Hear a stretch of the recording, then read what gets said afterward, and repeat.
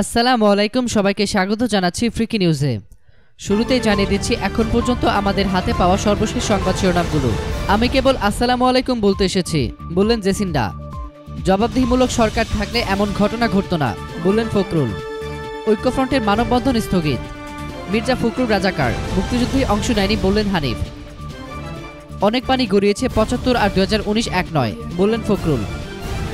এবার গুলশানের ডিএনসিসি মার্কেটে আগুন। বিস্তারিত প্রতিবেদনে নিউজটি শেষ পর্যন্ত দেখার জন্য অনুরোধ রইল। আমি কেবল আসসালামু আলাইকুম বলতে এসেছি, বললেন জেসিন্ডা। নিউজিল্যান্ডে ক্রাইস্ট চার্চে দুটি মসজিদে সন্ত্রাসী হামলায় নিহত মুসল্লিদের স্মরণে গতকাল এক স্মরণসভার আয়োজন করা হয়েছিল।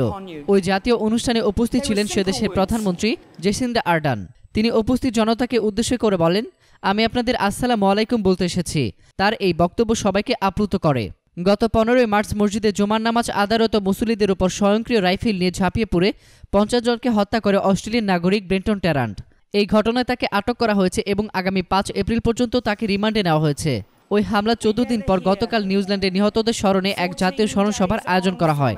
সেখানে প্রধানমন্ত্রী জেসিন্ডা বলেন, আমাদের অন্ধকারাচ্ছন্ন সময়ের আজ ২ সপ্তাহ পেরিয়ে গেছে। ওই হামলার পর আমাদের ভাষা হারিয়ে ফেলেছিলাম। তিনি বলেন, নিহত ওই ৫০ নারী, পুরুষ ও শিশু এবং আরও যারা আহত হয়েছেন তাদের যন্ত্রণা ও বেদনা প্রকাশে কোনো শব্দ যথেষ্ট হতে পারে না। ঘৃণা ও সহিংসতার শিকার মুসলমান সম্প্রদায়ের মর্মবেদনা বোঝাতে কোন শব্দ যথার্থ হতে পারে? শহরের শোক প্রকাশে কোন শব্দগুলো যথার্থ হতে পারে?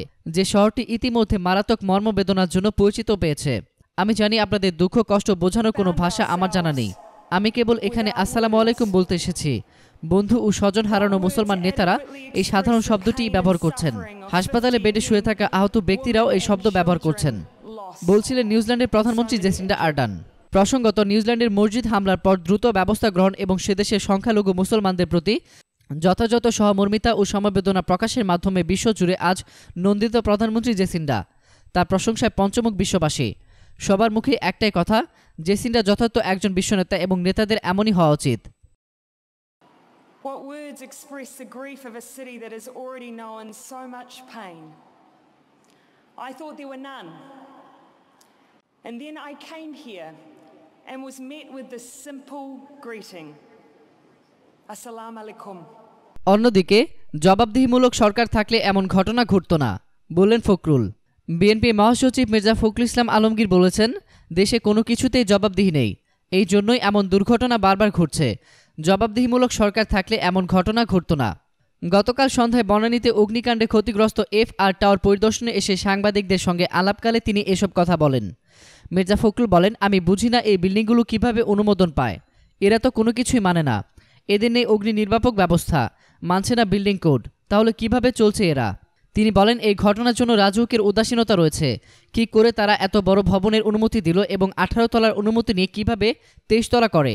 আগুন নিয়ন্ত্রণে আনার জন্য ফায়ার সার্ভিসের যথেষ্ট পরিমাণে জনবল এবং আধুনিক যন্ত্রপাতি নেই অভিযোগ করে বিএনপি মহাসচিব বলেন, ভবনের ওপর থেকে লাফ দেওয়ার জন্য নিচে কোনো নেট ব্যবহার করা হয়নি, যার কারণে অনেকের প্রাণহানি হয়েছে। জীবন বাঁচাতে যারা লাফ দিয়েছে তাদের বাঁচানোর জন্য নিচে নেট ব্যবহার করা যেত, কিন্তু তা করেনি ফায়ার সার্ভিস। বিএনপি মহাসচিব বলেন, এতগুলো মৃত্যু সত্যি হৃদয় বিদারক এবং কষ্টের। এদিকে ঐক্যফ্রন্টের মানববন্ধন স্থগিত। বনানীর ভয়াবহ অগ্নিকাণ্ডের ঘটনায় শোক ও সমবেদনা জানিয়ে জাতীয় ঐক্যফ্রন্টের পূর্ব ঘোষিত শনিবারে মানববন্ধন কর্মসূচি স্থগিত করা হয়েছে।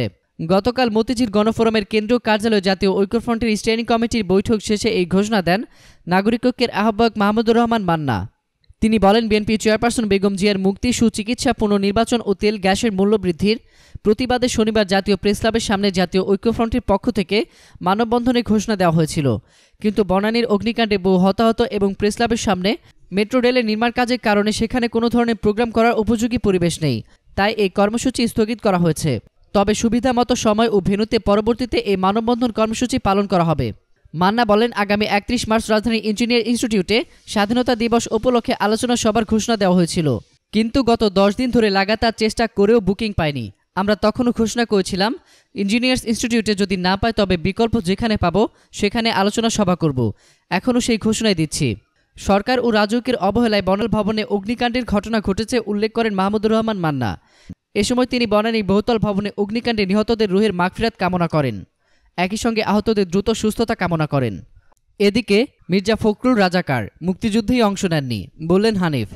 বিএনপি মহাসচিব মির্জা ফখরুল ইসলাম আলমগীরের প্রতি প্রশ্ন রেখে আওয়ামী লীগের যুগ্ম সাধারণ সম্পাদক মাহবুবুল আলম হানিফ বলেছেন, আপনি একজন শিক্ষক হয়ে কিভাবে এত বেশি মিথ্যা কথা বলেন?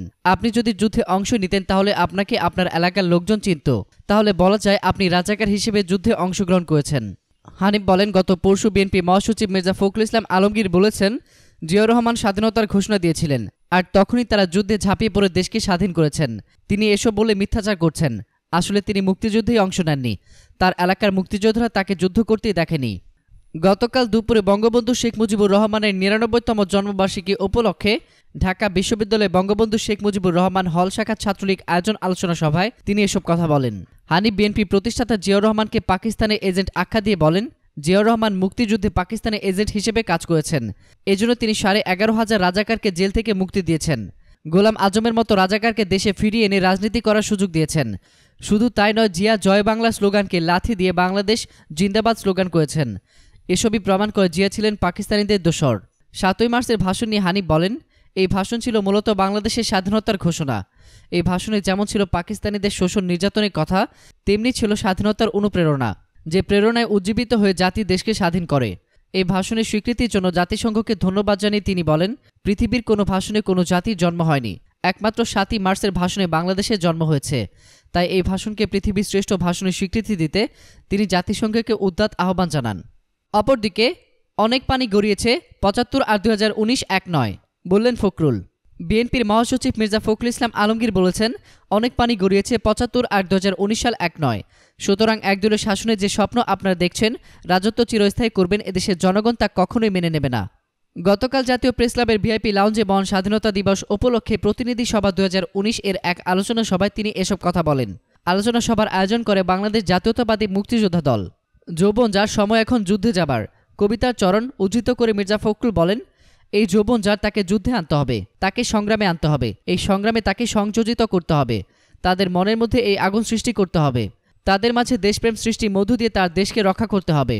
বিএনপি চেয়ারপারসন বেগম জিয়ার অসুস্থতার কথা জানিয়ে মির্জা ফখরুল ইসলাম আলমগীর বলেন, কোনো আইনে এই সাজায় আটক রাখার ক্ষমতা রাখে না। আজকে তার প্রতিদিনই স্বাস্থ্যের অবনতি ঘটছে। এর আগে একবার হাসপাতালে নিয়ে এসেছে, কোনো চিকিৎসা ছাড়াই কারাগারে প্রেরণ করা হয়েছে। এরপর ৩.৫ মাস কোনো স্বাস্থ্য পরীক্ষা হয়নি। তিনি বলেন, আমাদের আর পেছনে তাকানোর সময় নেই, আমাদের সামনের দিকে এগোতে হবে। আমাদের দেশনেত্রীকে মুক্ত করে গণতন্ত্র মুক্ত করব। রাষ্ট্রকে গণতান্ত্রিক ব্যবস্থায় ফিরিয়ে নিয়ে আসা আমাদের দায়িত্ব।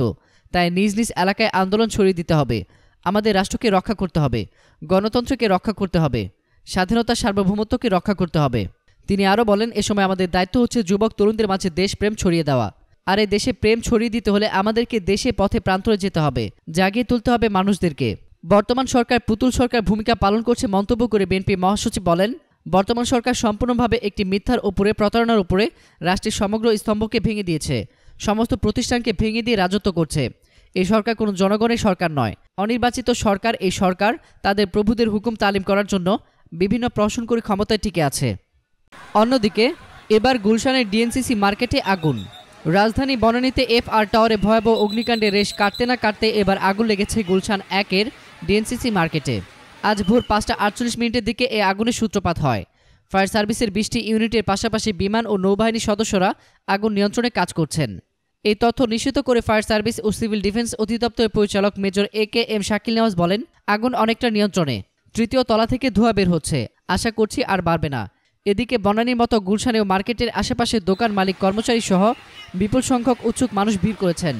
এর ফলে ফায়ার সার্ভিস ও সিটি কর্পোরেশনের পানি সরবরাহের গাড়ি ঢুকতে কিছুটা সমস্যা হচ্ছে বলে অভিযোগ করেছেন ফায়ার সার্ভিসের কর্মীরা। এর আগে ২০১৭ সালে ৩ জানুয়ারি একই মার্কেটে আগুন লেগেছিল। সেই সময় ১৬ ঘন্টার চেষ্টায় আগুন নিয়ন্ত্রণে আনেন ফায়ার সার্ভিসের কর্মীরা। সেই সময় মার্কেটের নিচতলা ও দোতলায় মোট ৬০৫টি দোকান পুড়ে যায়। উল্লেখ্য, গত বৃহস্পতিবার বনানী ২২তলা FR টাওয়ারে অগ্নিকাণ্ডের ঘটনায় ২৫ জন নিহত ও ৩১ জন আহত হয়েছেন। দীর্ঘ ৫ ঘন্টা ফায়ার সার্ভিসের ২২টি ইউনিট কাজ করে আগুন নিয়ন্ত্রণে আনেন। এবার গুলশানের ডিএনসিসি মার্কেটে আগুন। সবাই ভালো থাকুন, সুস্থ থাকুন আর দেখতে থাকুন ফ্রিকি নিউজ। এতক্ষণ ফ্রিকি নিউজের সঙ্গে থাকার জন্য আপনাদের সবাইকে ধন্যবাদ।